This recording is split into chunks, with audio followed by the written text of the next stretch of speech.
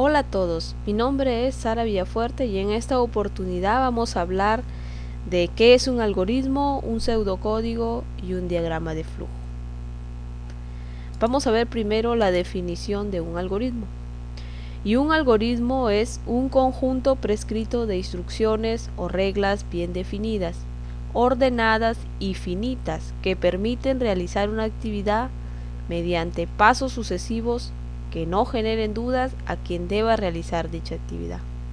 Es decir, dado un estado inicial y una entrada, siguiendo los pasos sucesivos, se llega a un estado final y se obtiene una solución. Acá en la lámina podemos ver gráficamente lo que es un algoritmo. Podemos ver como estado inicial, la lámpara no funciona, luego una condición que vamos a tener que nosotros resolver es, ¿está enchufada? Si es sí, podemos ver otra condición, el foco quemado, y si es no, está enchufada, entonces habría que enchufarla. Si es sí, verificamos si el foco está quemado. Si es sí que el foco está quemado, habría que reemplazar el foco, y si es no, comprar una nueva lámpara. Otro ejemplo muy común tenemos, por ejemplo, muchas veces hemos comprado un aparato electrónico como un lector de DVD y sabemos que este trae un manual de usuarios para poder nosotros saber cómo conectar este lector de DVD al televisor, o para también poder configurar una mejor calidad o simplemente para ver un DVD, ¿no? O una película en formato DVD en un televisor. Eso es un algoritmo, es decir, nos da los pasos detallados para nosotros poder conectar el DVD al televisor y a la corriente, ¿no? Y esto en programación es muy importante, ya que tal vez nuestro compilador o intérprete, ¿no?, si llega hasta una instrucción y no sabe qué hacer después de esa instrucción, nos va a marcar un error, ¿no? Porque este no nos va a preguntar qué hago después, simplemente nos va a marcar un error, ¿no? Pero también tenemos una definición de algoritmo según el ámbito de la informática. Y según el ámbito de la informática, podemos ver de que un algoritmo se entiende como una sucesión finita de pasos que debe cumplir las siguientes especificaciones. La primera especificación que debe cumplir según el ámbito de la informática es que cada paso del algoritmo debe estar bien definido. ¿Qué significa esto? Esto significa que la definición de un paso debe ser suficientemente clara para que una persona pueda entenderla y realizarla. Si bien no se puede dar un criterio determinístico para decidir si un paso está bien definido, debemos apelar al sentido común para decidir que un paso está especificado sin ambigüedades. La siguiente especificación que también debe cumplir un algoritmo según el ámbito de la informática es que un algoritmo debe tener un principio y un fin. Es decir, un programa es un algoritmo escrito con un objetivo. Este es conseguir un resultado. No tiene sentido o no tendría sentido crear un programa que espere segundos o infinitos segundos y luego escribe en pantalla hola mundo, ¿no? Del mismo modo que un algoritmo debe tener un principio bien definido, tampoco tiene sentido el algoritmo haz nada y luego escribe hola mundo, ¿no?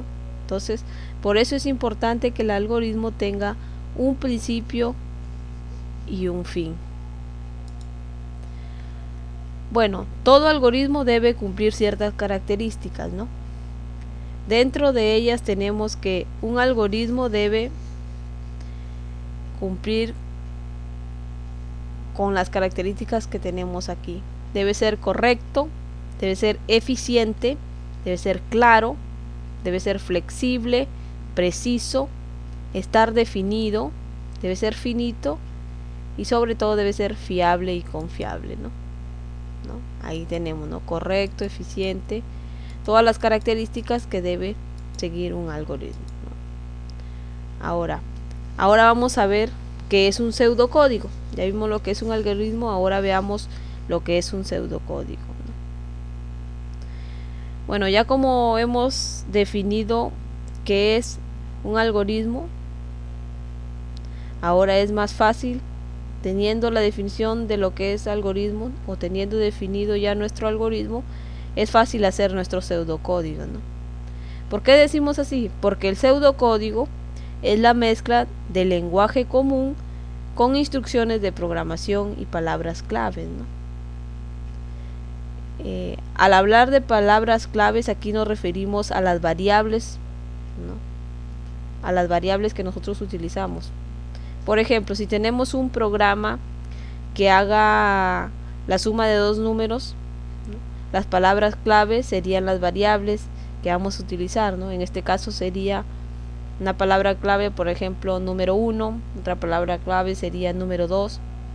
Y como también vamos a utilizar una palabra que va a reservar o que va a tomar o a obtener la suma de estos dos números, podemos ponerle a esa clave o a esa palabra clave total, ¿no? Para que esta pues tome el valor de la suma de los dos, ¿no?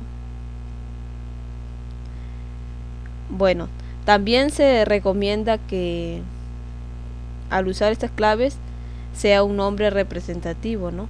Por ejemplo, para número 1, para pedir un número 1, ¿no? O un primer número, yo le voy a poner número 1, ¿no?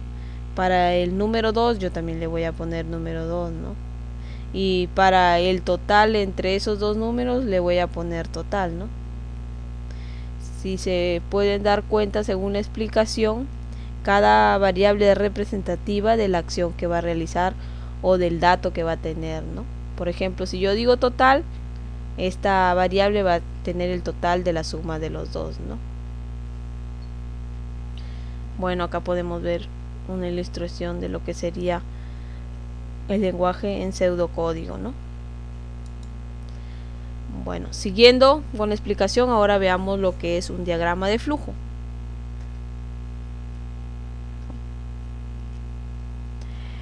Y un diagrama de flujo es nada menos que una representación gráfica de un algoritmo o proceso, ¿no?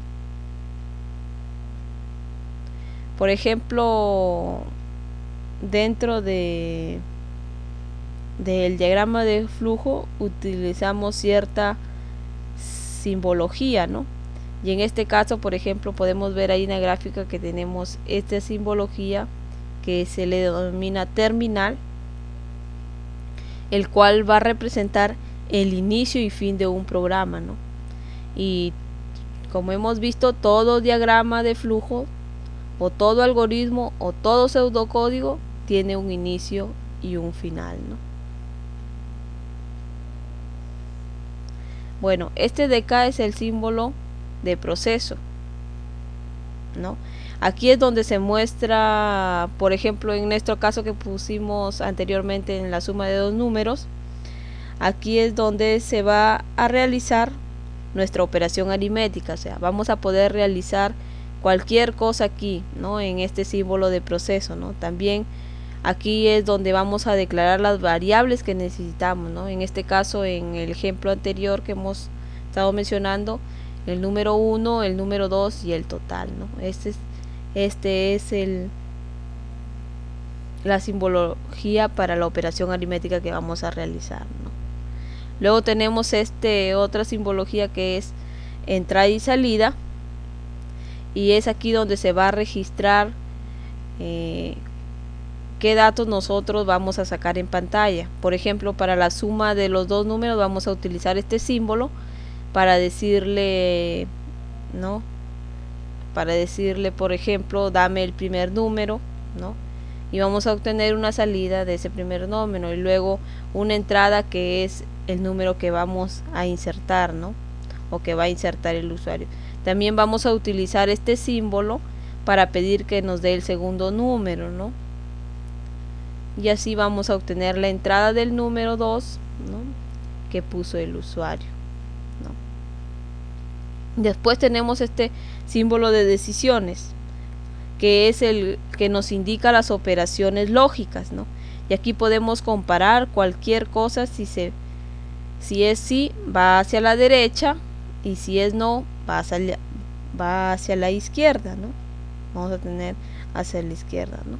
Luego tenemos el conector, ¿no?, que es un círculo, ¿no?, y que lleva, por ejemplo, si tuviéramos varios conectores para cuando el diagrama de flujo es demasiado grande, ¿no?, por ejemplo, un conector a una página, ¿no?, a una misma página, llevaría, por ejemplo, denotaría por un círculo, y dentro llevaría un símbolo, por ejemplo, puede ser una letra A, ¿no?, para saber dónde se va a conectar, ¿no? Y si tenemos varios conectores, uno va a ser, por ejemplo, como mencioné, una letra A, el otro podría ser B, y así vamos a ir diferenciando, ¿no?, dónde es la conexión, y vamos a saber también dónde continúa nuestro diagrama de flujo cuando son muy extensos, ¿no? Y tal vez ocupemos más de una hoja, ¿no?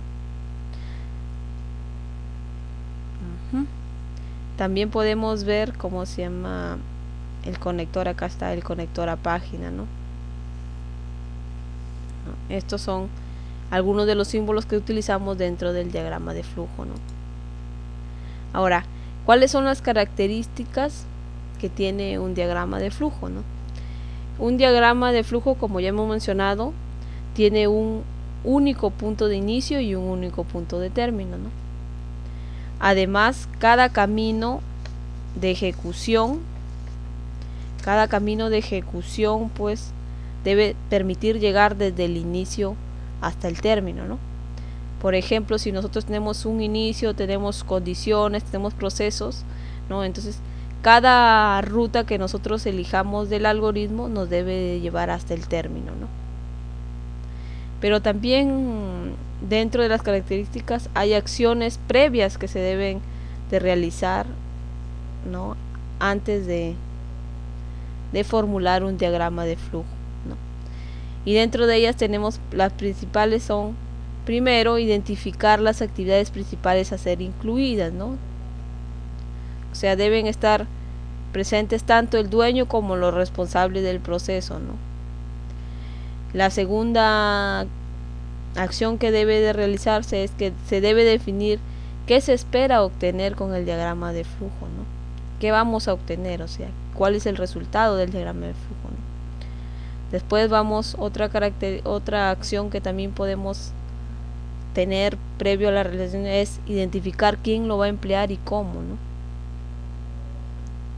También debemos establecer el nivel de detalle requerido, ¿no?, que es lo que realmente queremos, ¿no? Y por último, determinar los límites del proceso a describir, ¿no? En este caso, el límite del proceso a describir, ¿no? Pero así como el diagrama tiene acciones previas a la realización, también tiene pasos que debemos seguir para construir, ¿no? Y por ejemplo, bueno, aquí no los tenemos, pero por ejemplo los podemos mencionar, ¿no? Uno de ellos es establecer el alcance del proceso a describir, ¿no?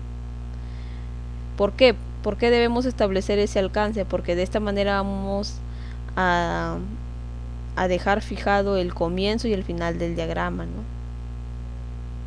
Otro de los pasos que debemos también tener en cuenta es identificar y listar las principales actividades que están incluidos en el proceso a describir, ¿no? Y según su orden también cronológico, ¿no? También debemos identificar los puntos de decisión, ¿no? Y sobre todo también debemos asignar un título al diagrama, ¿no? Y así verificar que esté completo y describa con exactitud pues el proceso que nosotros hemos elegido, en este caso diagramar, ¿no? En este caso mostrar gráficamente, ¿no?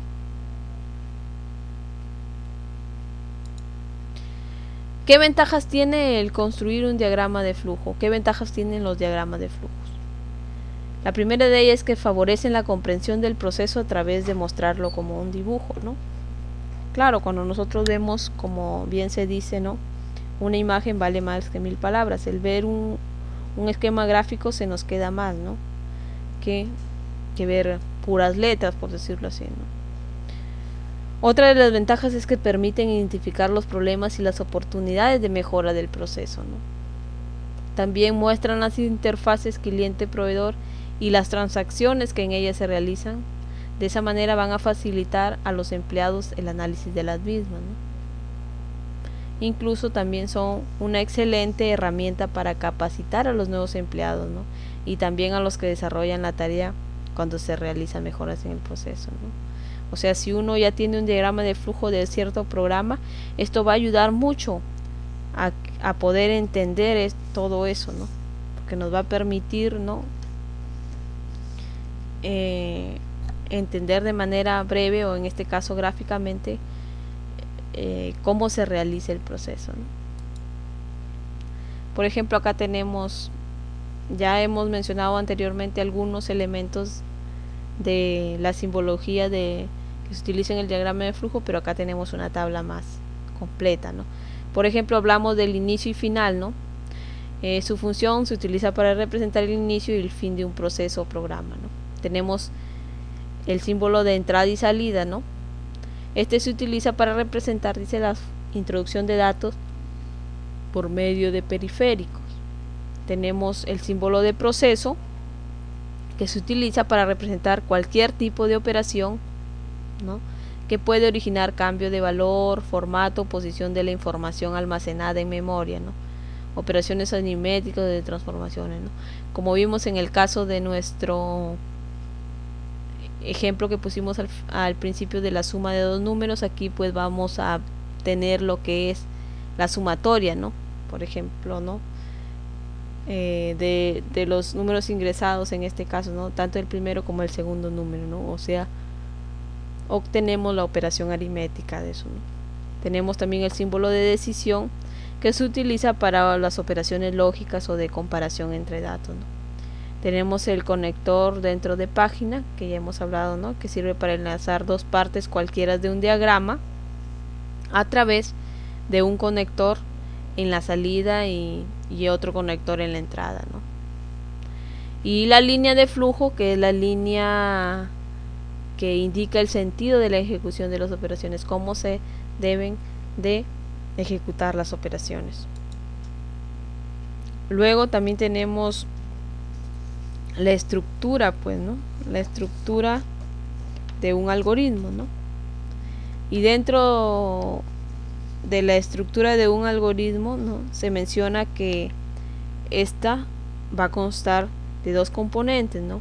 Una cabecera de programa y un bloque de algoritmo, ¿no? A la cabecera de programa también, ¿cómo se llama? Se le conoce como la acción simple, ¿no? Que comienza, pues, ¿no? Es una acción simple que va a comenzar con la palabra algoritmo o con la palabra programa, ¿no? Y esta estará seguida, pues, del nombre completo que le vamos a asignar a nuestro programa o algoritmo, ¿no? Y el bloque de algoritmo es el resto del programa y consta también de dos componentes o secciones, ¿no? Las acciones de declaración, que viene a ser la declaración de las variables, y las acciones ejecutables o las operaciones que va a realizar, ¿no?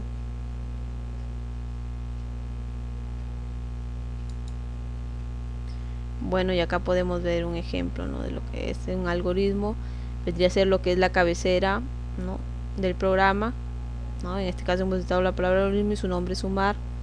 La parte del bloque del algoritmo, que viene a ser, consta de dos, como dijimos, viene a ser la parte que es las acciones de declaración, y acá las acciones de ejecución, ¿no? Acá viene a ser lo que es la declaración de variables y acá ya viene la ejecución, ¿no? Igual acá tenemos, ¿no? Un inicio, las instrucciones, cómo debe seguir, ¿no? También tenemos, ¿cómo se llama? Cómo podemos mostrar un diagrama de flujo, ¿no? De un pseudocódigo de distintas estructuras, ¿no? Por ejemplo, tenemos estructuras simples, ¿no? ¿Cómo sería un pseudocódigo en estructuras simples, ¿no? Aquí pues las estructuras condicionales se les conoce como tomas de decisiones, ¿no? Y estas tomas de decisiones tienen la siguiente forma, pues, ¿no? Esta, ¿no? Si la condición, entonces, y se ejecutan un conjunto de instrucciones y el fin del sí, pues, ¿no? Y acá en diagrama de flujo viene la condición si se ejecutan las tareas de realizar, si es no, sale dentro de eso, ¿no? Ahora, en estructuras dobles ya, ¿no?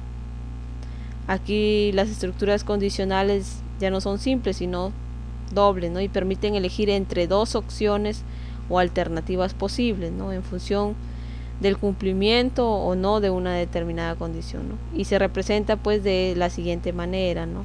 Como podemos ver, ¿no? Si la condición, entonces hacemos las instrucciones, y si es no, las siguientes instrucciones, ¿no? Y acá podemos ver, ¿no? Si es sí, estas tareas va a realizar, y si es no, realizará estas tareas de acá, ¿no? Según la condición, ¿no? Luego tenemos las estructuras múltiples, ¿no? Y aquí pues estas estructuras son de comparación, pues, ¿no? Aquí se toman decisiones especializadas, pues, ¿no? Que van a permitir comparar una variable contra los distintos posibles resultados, ¿no? Y esto va a permitir ejecutar para cada caso una serie de instrucciones específicas, ¿no? Y la forma común de representarlas es la siguiente, ¿no? Mediante pseudocódigo. Si la condición, entonces se ejecutan estas instrucciones. Si es no, vuelve otra condición sí, y se van a ejecutar estos. Si es no, y así, ¿no? Pueden seguir varias condiciones, como en el caso de acá, ¿no? La condición 1, si se cumple la condición 1, se realizan estas tareas. Si no, vamos a ver si se cumple la condición 2. Si se cumple la condición 2, ejecute estas tareas. Pero si no se cumple, pasa a ver si se cumple la condición 3. Si se cumple la condición 3, va a ejecutar estas tareas. Y si no, ya termina el programa, ¿no? Ahora veamos ejercicios, ¿no? De cómo podemos mostrar esto, ¿no? Pero antes de ver los ejercicios, me gustaría también decirles de que hay muchos métodos, ¿no? Usuales para representar algoritmos, ¿no? No solamente es el diagrama de flujo, ¿no? También existe, por decir, los diagramas NS, ¿no? También conocidos como diagramas de Chaplin. Tenemos también el lenguaje de especificación de algoritmo, que es el pseudocódigo, ¿no? Tenemos el lenguaje español y tenemos las fórmulas también, ¿no? Son otras maneras o otros métodos de poder representar un algoritmo, ¿no? Ahora sí, veamos los ejemplos, ¿no? Por ejemplo, este es un ejemplo de la vida real, ¿no? Cómo marcar un número telefónico desde un teléfono público de monedero, ¿no? O que use monedas, ¿no?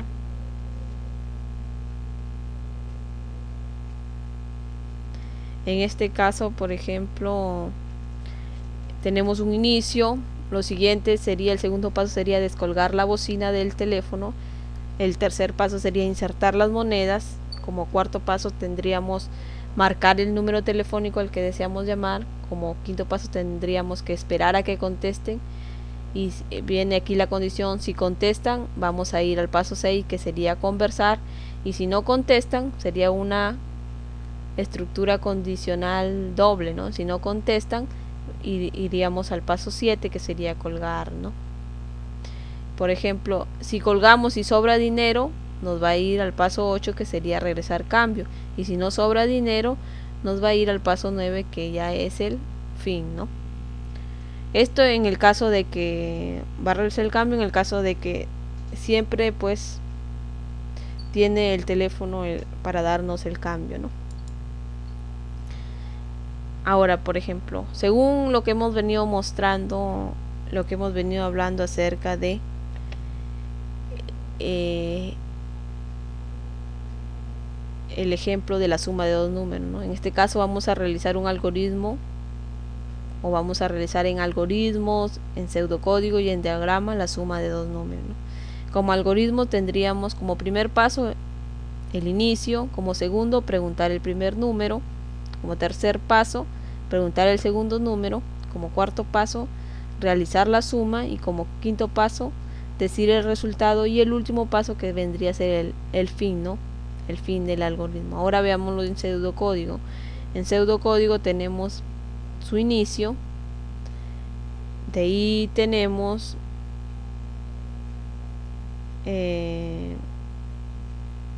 la declaración de las variables, que es número 1, número 2 y el total. Luego viene la obtención de los valores, como en este caso vamos a pedir en primer lugar un primer número, que es el número 1, luego pedimos un número 2, ¿no? Cual se va a ir guardando en la variable número 1, y luego va a realizar como quinto paso pues la operación aritmética, en este caso la suma de los dos, y al final o como sexto paso nos va a imprimir la suma, ¿no? La suma, y de esta manera se va a terminar el programa, ¿no? Y en diagrama de flujo sería así, ¿no? El inicio, el número 1, ¿no? La declaración de las variables, ¿no? Luego vendría, en este caso vamos a pedir pues el primer número, ¿no? Luego vendría pues lo que es el pedido del segundo número, ¿no? Mediante pues este símbolo, ¿no? De entrada y salida, ¿no? Vamos a pedir este de acá era un símbolo de proceso y el de acá era el símbolo de inicio, ¿no? Luego tenemos otro símbolo de proceso que va a realizar la operación, ¿no? Dijimos que los símbolos en el diagrama de flujo de proceso era para la declaración de variables y para las operaciones, ¿no? Luego tenemos ya lo que es la impresión ya de lo que sería el resultado, ¿no? Mediante este símbolo, que este símbolo se llama el símbolo de documento, ¿no? Y este pues se utiliza para representar la salida de datos, ¿no? Y luego tenemos ya otro símbolo que es el de fin, ¿no? Y ahí podemos ver cómo es en diagrama de flujo la suma de dos números, ¿no? Pero veamos otro ejemplo, ¿no? En este caso, por ejemplo, vamos a ver hacer un pseudocódigo, en pseudocódigo, la impresión de los números impares hasta el 100, ¿no? Y no solamente que imprima los números impares hasta el 100, sino que imprima también cuántos impares hay hasta el 100, ¿no? Y empezamos pues con un inicio, con la declaración de una variable contador, ¿no? Que va a estar inicializada en 1, con la declaración de una variable número que va a estar inicializada en 0. De ahí vienen las condicionales o las operaciones de decisión, ¿no? Que mientras el contador se realice todo esto, ¿no? Este ciclo, mientras el contador sea menor que 100, porque nosotros queremos los impares menores que 100, ¿no? Porque hasta 100 tienen que ser menores que 100, ¿no? Luego va a leer el contador, ¿no? Va a venir las operaciones, ¿no? El contador va a ir avanzando o en forma creciente de 2 en 2 y la variable número de 1 en 1, ¿no? Y así al final nos va a imprimir el número de impares, ¿no? Y también nos va a imprimir los números, ¿no? Los números que impares menores a 100, ¿no? Y así acaba el programa, ¿no? Luego tenemos, por ejemplo, cómo sacar el área de un triángulo, ¿no? Y aquí lo vamos a ver mediante algoritmo, pseudocódigo y diagrama de flujo, ¿no? Primero su algoritmo sería un inicio. Primero como segundo paso preguntaríamos la base, luego preguntaríamos la altura del triángulo, luego se realizaría la operación del cálculo del área y luego se daría el resultado y el fin, ahí terminaría pues el algoritmo, ¿no? Ahora veámoslo en pseudocódigo. Tenemos un inicio, ¿no?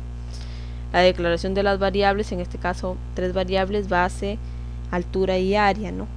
Luego vamos a pedir, ¿no? Cada uno de los datos. Por ejemplo, primero que ingresemos la base, luego se va a pedir que se ingrese la altura, ¿no? Luego se va a realizar la operación aritmética. En este caso, no sabemos que el área de un triángulo es igual a la base por la altura entre 2, ¿no? Ahí va a realizar según los datos que nosotros ingresemos, y al final nos va a imprimir el área, ¿no? El área del triángulo, ¿no? Y así. Y en diagrama sería de esta manera, ¿no? Un inicio, luego viene el símbolo de proceso para declaración de variables, luego viene, ¿no?, la lectura tanto de la base como de la altura, ¿no? Viene tanto la lectura de la base como de la altura, entonces, mediante este símbolo de entrada y salida, ¿no? Luego viene otro símbolo de proceso para hacer la operación aritmética del cálculo del área. Luego viene pues la salida, en este caso el símbolo de salida, que nos va a permitir mostrar el área, ¿no? Y el fin ya del diagrama pues de flujo, de lo que sería hallar pues el área de un triángulo, ¿no? Bueno, eso ha sido todo, ¿no? Espero les sea de mucha ayuda este pequeño video tutorial. Gracias.